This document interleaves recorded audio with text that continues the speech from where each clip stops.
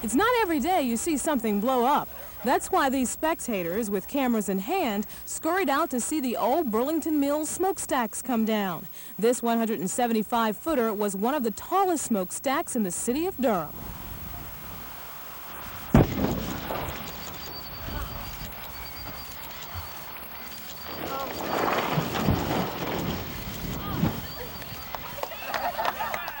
It's exciting, you know what I mean? Yeah. Well, see, I thought it was going to come straight down. Like I saw the one in Atlanta, it just went great, fantastic. It's a sight we seldom see, but one which requires a great deal of expertise. Meet Janice and John Kohler. They're one dynamite couple from Nashville, Tennessee. And for years, they've traveled around the country blowing up things. I don't know, it's just exciting work. We've been doing it for about 8 now.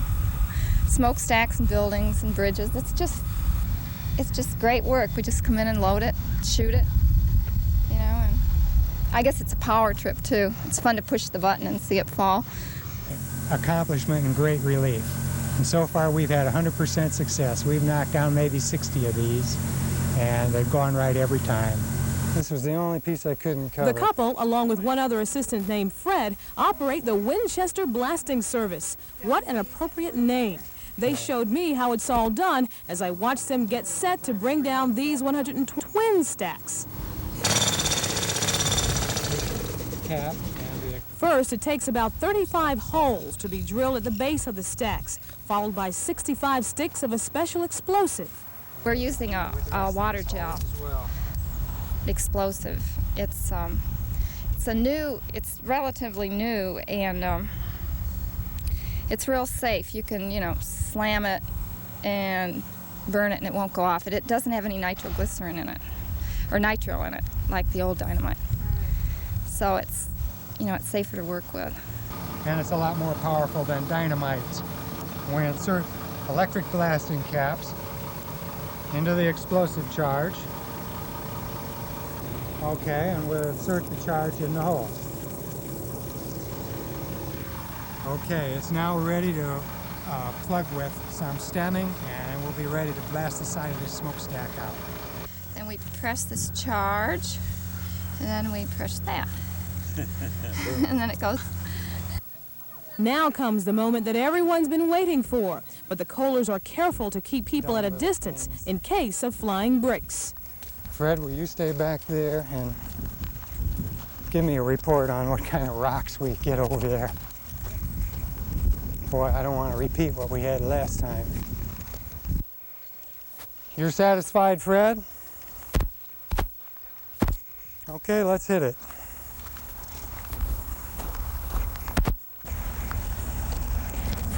Give them a last-minute advice to be alert, if you would. Jan, you want to stay right behind this machine.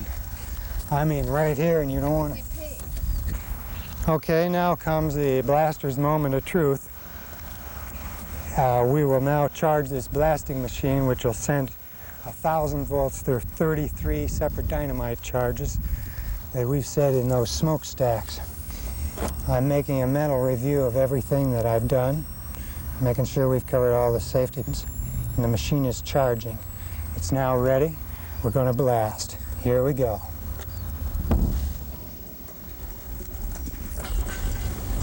Excellent.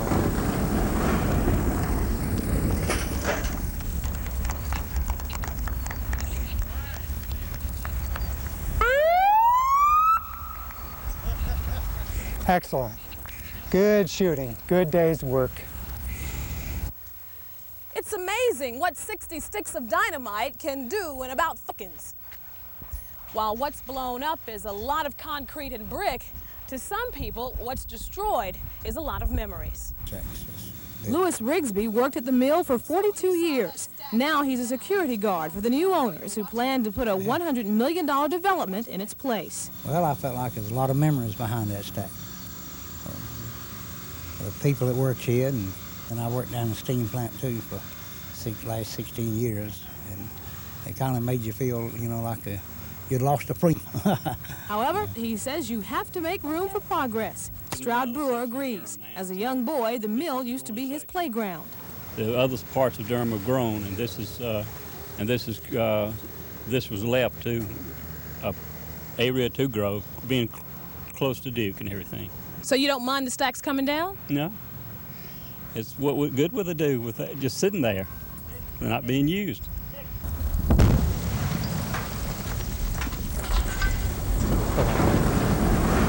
Well, that was a good day's work. I'm real pleased with that one.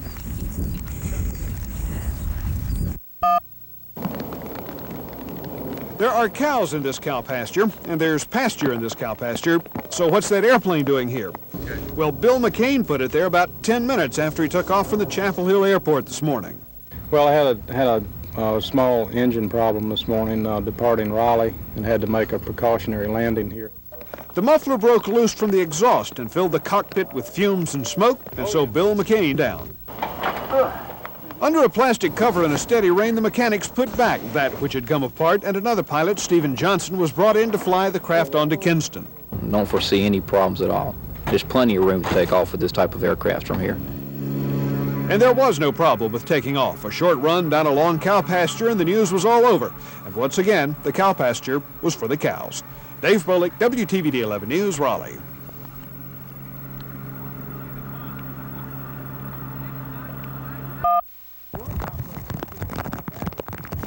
Steve.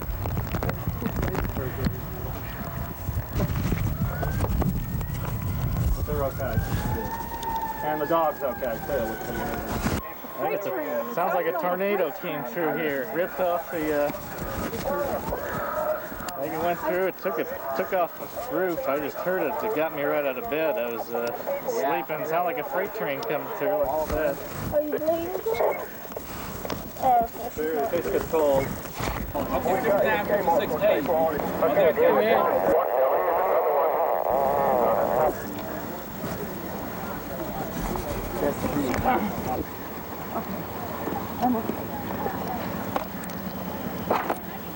Anybody else? Tinkerbell? Anybody else? I don't know, but I was thinking.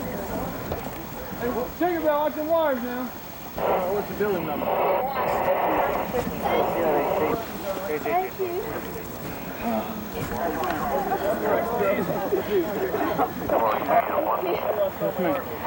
Let's go this way. And Donna Bradley, she's in the ambulance. She's okay.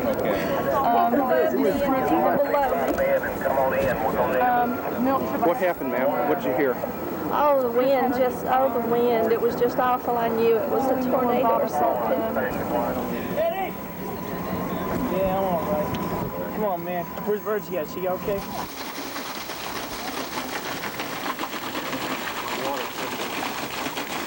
Go ahead and start moving these people back to keep them away from the buildings and all so we can see what we can do. Don't hurt me, Steph, right? I raised up and looked out and heard something sounded like a jet getting ready to take off. And I just crawled back in the sleeper and grabbed the hold because the truck it felt like it was moving off the ground then. And I just laid back in the bunk and held on. Major damage in northwest Raleigh. We don't know how big an area or how many apartment complexes are involved, how many homes are involved. We just know there's an awful lot of damage. We've had a real bad problem here. We've had a huge tornado, and I've got about 5 buildings that are completely down. There's no words for it. I mean, look, that's all there is.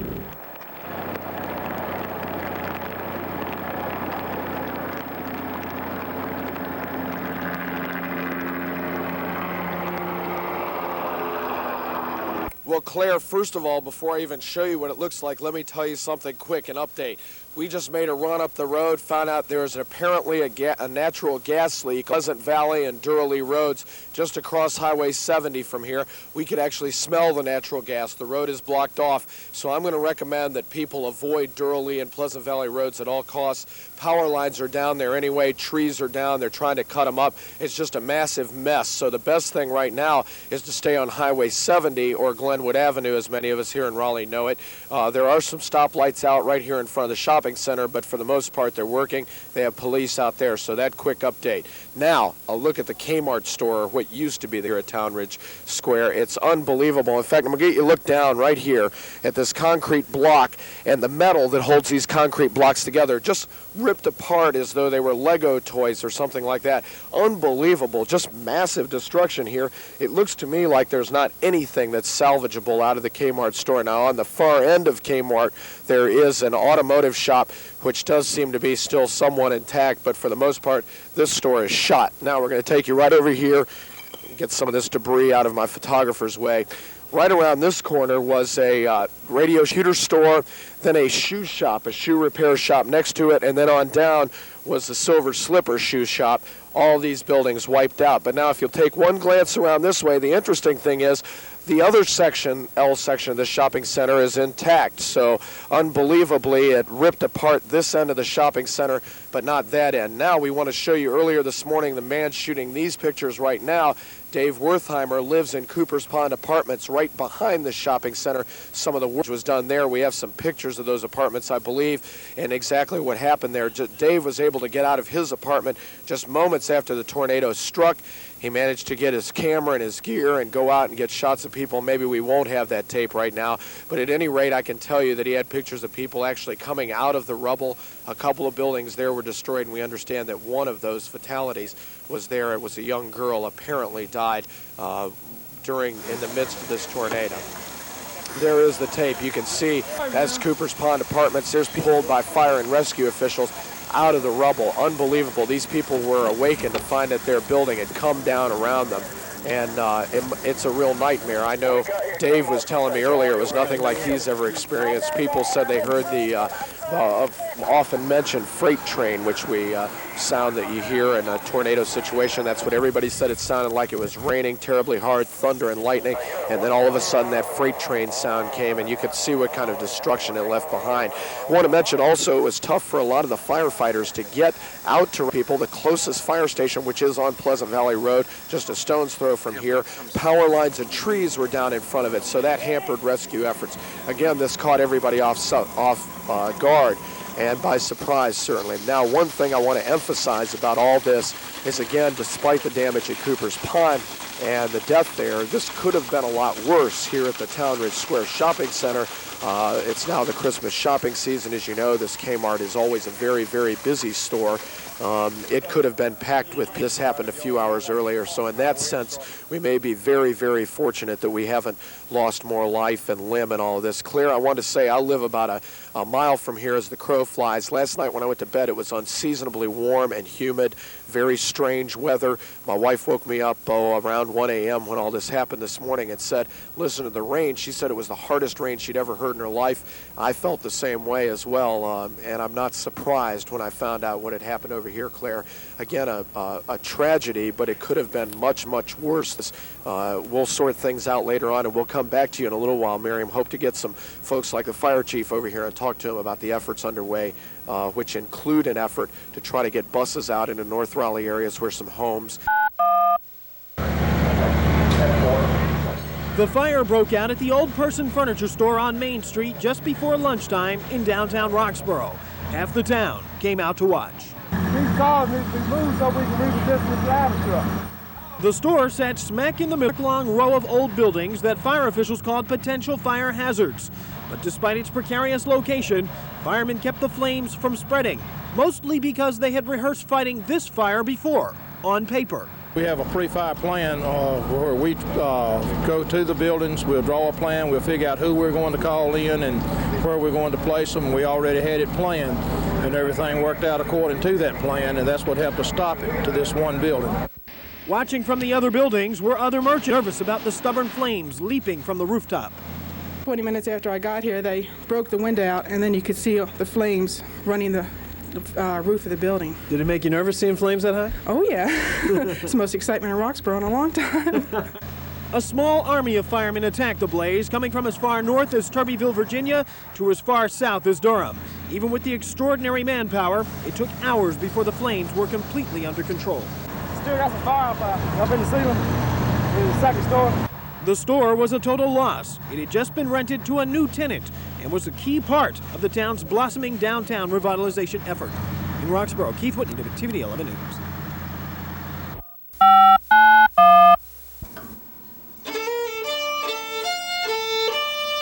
Music is a very important part of my life. I think I would be very unbalanced if I didn't have the music. I'm Bert Chesson, and I try to play the fiddle in a Jewish way. Klezmer music, a wonderful, lively, rich repertoire of a musical genre, which I think has a lot to offer, and it's something that grabbed me. The music takes you, it makes your feet step and stamp.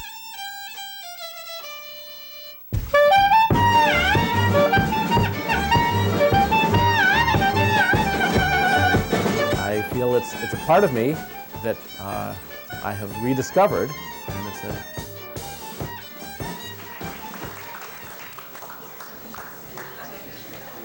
Thank you. We're going to start it off with a nice Freilach set.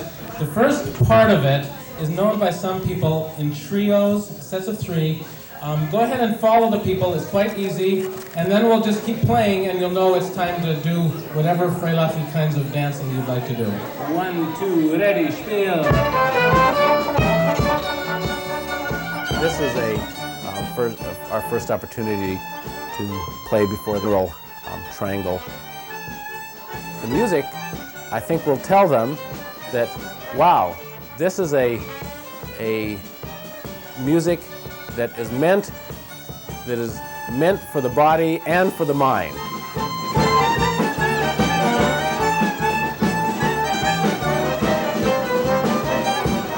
I think tonight, when people are dancing, we'll go. We are in the southern part of heaven, a little Jewish southern.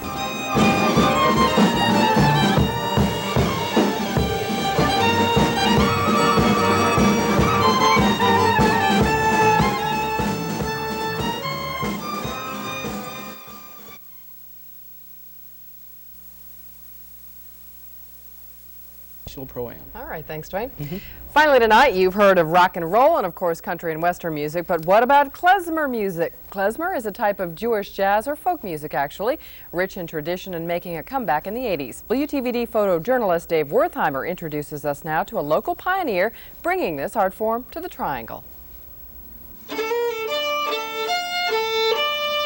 Music is a very important part of my life. I think I would be very unbalanced if I didn't have the music. I'm Bert Chesson, and I try to play the fiddle in a Jewish way. Klezmer music is the Eastern European-based music Jews used in Eastern Europe with them to America. I think has a lot to offer, and it's something that grabbed me. The music takes you, it makes your feet step and stamp.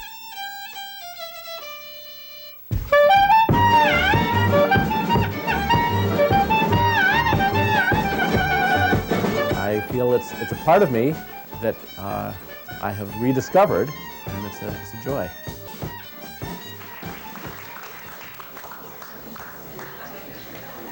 Thank you. We're going to start it off with a nice Freilach set. The first part of it is known by some people in trios, sets of 3.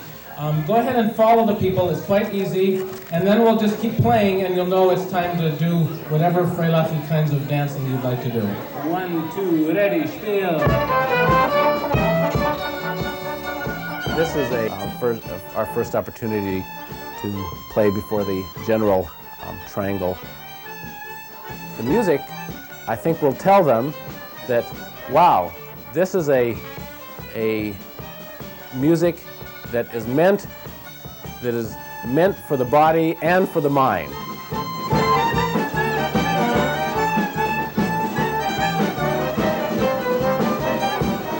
I think tonight, when people are dancing, we'll go. We are in the southern part of heaven, a little Jewish southern part of heaven. On that note, we're going to dance out of here. For Lisa Patton, Dwayne Ballin, and the entire WTVD 11 News team, I'm Claire Cassidy-Mott. Good night. This has been a presentation of WTVD 11 News, serving the heart of Carolina for more than 30 years.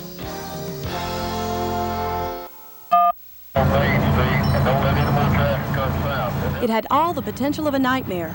Roxbury's old person furniture store was older than most of the people who live here and was filled with material that burned quickly. The elevator shaft right here goes all the way to the 3rd floor. And yeah, it was drawing, just like a chimney would draw that fire all the way up. It took more than 3 hours and firefighters from Durham to South Boston, Virginia to control the blaze. Can't get through it. Walls, sound like walls falling in on that thing. The town came out to watch as the fire threat off. It's the most excitement in Roxborough in a long time. It was an exciting fire, but no one was seriously hurt. The town of Roxborough was lucky. This fire had been rehearsed before. We have a pre-fire plan where we go to the buildings, we'll draw a plan, we'll figure out who we're going to call in and where we're going to place them. We already had it planned, and everything worked out according to that plan, and that's what helped us stop it to this one building. As the last flame flickered out, the building was left standing like the front of a movie set. And then it was Old Person Furniture Store to come down. The store had just been rented to a new tenant as part of a citywide revitalization plan. But now only the gray of the day can mirror the disbelief on the faces of the people as they watch their hopes of a new Roxborough smoldering before their eyes. Marty Tyre, WTVD 11 News, Roxborough.